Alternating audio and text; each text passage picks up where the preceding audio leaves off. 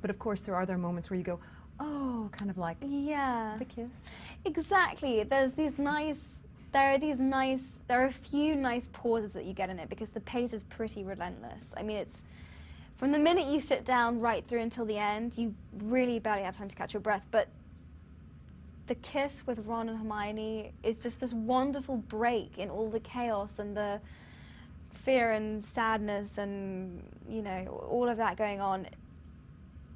They just have a moment where that's all that really matters, is the two of them, and, you know, they could die any moment, and I think they both just feel like it in that moment, that if they don't tell each other how they feel about one another, then, you know, it's, they have to. It's completely organic, it's completely natural, and they have this kind of like, Rupert and I put in this kind of like nice laugh that they have, because it almost seems so ridiculous that it hasn't happened sooner. The minute it happens, it feels so right that it's almost like, why didn't we do this years ago? We are so silly.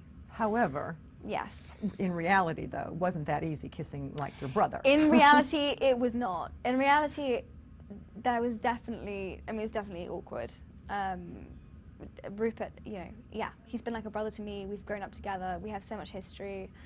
And also, you know, we had the added pressure of, you know, I think we had like 3 EPK crews on the day who wanted to get behind the scene coverage, and we had all the crew who wanted to come and watch, and we knew the media would want to know about it, and we knew that audiences would be like, when's the kiss gonna happen? They know it's coming, it's so anticipated, and we're like, oh, how are we gonna live up to this and pull this off?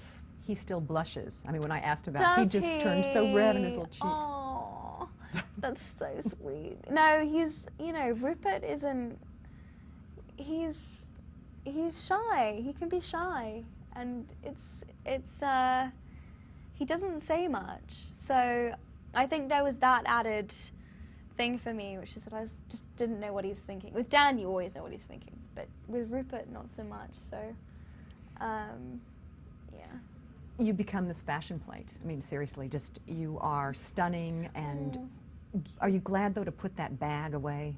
That thing you had to carry? I know, that hideous bag. No, I mean, in real life, I mean, it'd be very useful, but no, I mean, it's nice. I mean, there's a comfort in playing Hermione and not having to worry or think about, you know, any of that stuff. Definitely, there's a freedom in it. But you know, it's fun. I get to have best of both, so I'm happy. Okay, what's next? I mean, everyone's going to be watching you. I mean, you're kind of under a telescope still. I know. Well, I'm really excited. Having seen this movie, I'm really excited about what I'm going to go and do next. I just finished a movie called The Perks of Being a Wallflower, and I did, which is a small independent movie. It's a love story. It's about a group of friends in their last year of high school. So I'm really excited for that. Just finished that. I did a movie called My Week with Marilyn. I'm going back to school in the fall to study English for a year, and then I'll go back to the States and do my last year there. So I'm still studying, which is great. And then I'm just reading like crazy. I just desperately want to find the next thing that really feels true to me, and that it's just, I'm so inspired by this film and how great, I feel so good about it that I'm really excited to go and put everything that I've learned into practice, into something else, hopefully that's great. It's really motivated me. Have you watched the first one lately? I mean, have you seen I mean... No, I really haven't.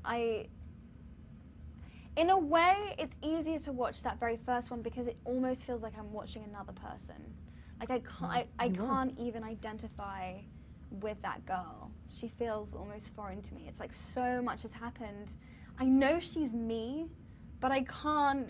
It's almost easier to watch because I just feel so disconnected in a way. It's interesting. So much. It's like 12 years.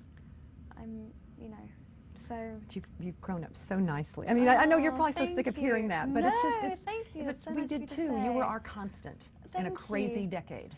It was a crazy decade. It's funny, I mean, you mentioned that first film. I remember that when we first came to America to promote the first movie, it was just after 9/11. And I remember Chris Columbus making this speech that Harry Potter had come about just at the right time, when people needed to escape and believe in magic and something greater. And it was really inspiring, and it's really nice for me to think that these movies have been a constant and that they really have meant something to people. It's really nice.